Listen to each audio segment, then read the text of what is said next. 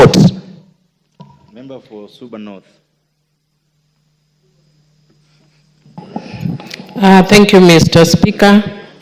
Mr. Speaker, I wish to support this bill and to thank Honorable KJ, who is very passionate about technology. I normally accompany him to the IPU and is usually our expert on technology, very proudly showcasing Kenyan excellence. I also wish to thank the committee. And Mr. Speaker, I will be making very minor or proposing very minor amendments to the bill that basically relate to issues of governance, like the areas where we, in the board, it is proposed that there shall be 5 individuals. Mr. Speaker, shall be proposing that, of course, that we have a gender balance and an age balance. Unfortunately, for some of us here, I think we need to ensure that the younger people are the majority. More particularly, perhaps the Gen Zs should be the majority. And Mr. Speaker, first, because they are very technologically savvy more than us, but also it would also help in job promotion, because we saw part of the challenges that we are facing as a country is the youth bulge that is very evident, especially because of the issue of lack of jobs. And a few other governance issues, really. Mr. Speaker, I would want to say that technology is the present and it's also the future. And any country that does not invest in technology will be overtaken in the world or in the global economy. Mr. Speaker, I remember when I was just doing my university the other day, when I was doing my dissertation, and I hand-wrote my dissertation. I'm very good at using technology, but I hand-wrote my dissertation. And somebody stole my luggage in an Akamba bus on my way from Homa Bay to Nairobi, and it was an entire handwritten document. You can imagine how stressed I was, and I had 2 weeks to submit. There's no backup. So I had to sit and research afresh. And what I remember is not just that, but I remember that when I was sitting, one of my good friends, Njeri Mwangi, who works at the Office of the Attorney General, introduced me to her sister, who she told us, you know, my sister knows how to use a computer. You can imagine, in my time, she told me my sister knows how to use a computer. So we went to her office, I think was in Amref or something, over the weekend, because she was helping me to type so that we don't lose the document again. And when we were sitting there, Mr. Speaker, I was perplexed. Something was coming through a machine. And I went back to my cousin, who was so knowledgeable. He was always ahead of us, called Felix Ochieng. He went to Lenana School. Even though Alliance likes pretending that they know, but Lenana School sometimes is way ahead of them on a few things. Mr. Speaker, I went to my cousin Felix and asked him, I was in this office and there was something coming out of a machine. And he told me it's called a fax machine. Again, in my age and time. Now fax machines are obsolete, almost obsolete, I think. I don't see who uses them anymore. But in this lifetime, so much has changed that I can hardly keep up. And that is why, as a country, if we can't move with the same speed that everybody else is moving, then we are actually going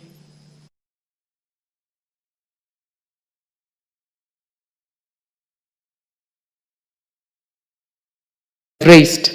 That you consider, especially the issues that have been raised by Mr. Honorable Undo, so that we build on it. Mr. Speaker, some of the issues that this is going to do is to create jobs. I am launching my book called Rig or Be Rigged on the 1st of October, on Tuesday next week. And one of the things that I was doing as I'm organizing around this is just, I'm amazed at the level of technology around just launching my book. And I'm just sitting back and marveling at all these young people. And interestingly now, I can no longer use people who are, I hardly use people in their 40s or 30s. I have to use people who are early 20s and 18s. Yeah, the Gen Zs. Because really, otherwise we are very boring and old and irrelevant. But what I loved also is that the way they are using technology to make money. You would be shocked, Mr. Speaker, the simple things that I see, and I think they don't take much, which is called content creation and all that. How much the young people are charging. Maybe I'm charged more because I'm an MP, I don't know. But at least I am happy that jobs are being created. And if we can, one of the things that are raised around the Gen Z revolution was that we need to formalize this sector. And what is being done with this bill is also trying to do that, and I thank the committee. Mr. Speaker, one of the things that I love is that it would also be setting up a technopolis. And I watch Crime and Investigation Network a lot.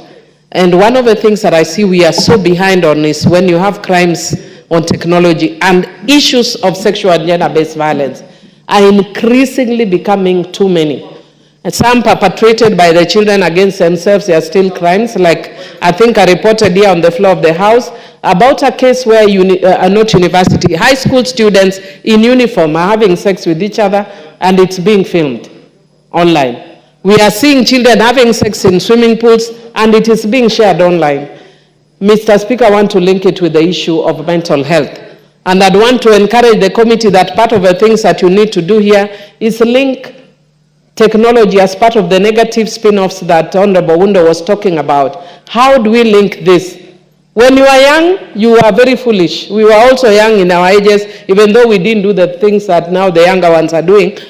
But we made mistakes that are correctable because there was no technology to see. Some people stole here in their high school. There was no technology to cover.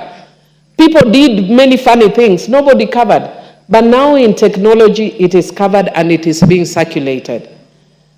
Recently, there's a lady who was buried in one of the areas in Luolan called Achieng, and her case went viral. Why? Because everybody was attacking Achieng at the funeral, and her children were seated there with their schoolmates, and they were calling that woman names. And it is good they are talking to a dead body who couldn't hear them. But there were young people seated here listening to them. How do you address those kind of issues? So we must also not only look at the benefits, but the negative spin-offs of technology, and I'd hope that we can look at that as well. And then one of the things that I'd encourage this committee to look at, when I was younger, we said there were people who are illiterate, who didn't learn to read and write. Can you also consider Gumbaru in technology? And I'm semi-Gumbaru in technology because I am literate, but I'm not that literate. And Mr. Speaker, if we don't move with the speed that is required of us, Mr. Speaker, I'm telling you, we will be left totally behind by these young people. And so we need to learn, maybe not at their speed, but we must catch up. Otherwise, we will not be able to understand their language, Mr. Speaker. Mr. Speaker, another issue where I would want us to look at this spin-off as well. Mr. Speaker, one day I spoke here about being a bad girl, and that has gone completely viral.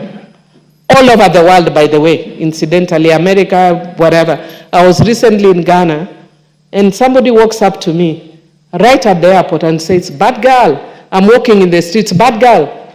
Technology. But that is not what worries me.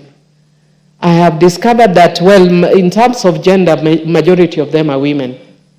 But young boys, 5 years old, young girls, 5 years old, walk up to me and tell me, "I know you from Parliament. I follow what you do. I follow what you say." The Speaker was asking me the other day, telling me, and the President told me, "Be a good girl."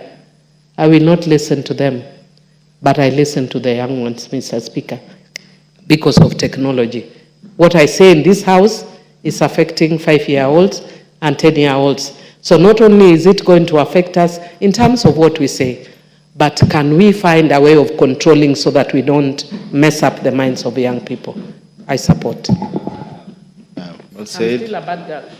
I think it's a good time to hear from the member for Githunguri.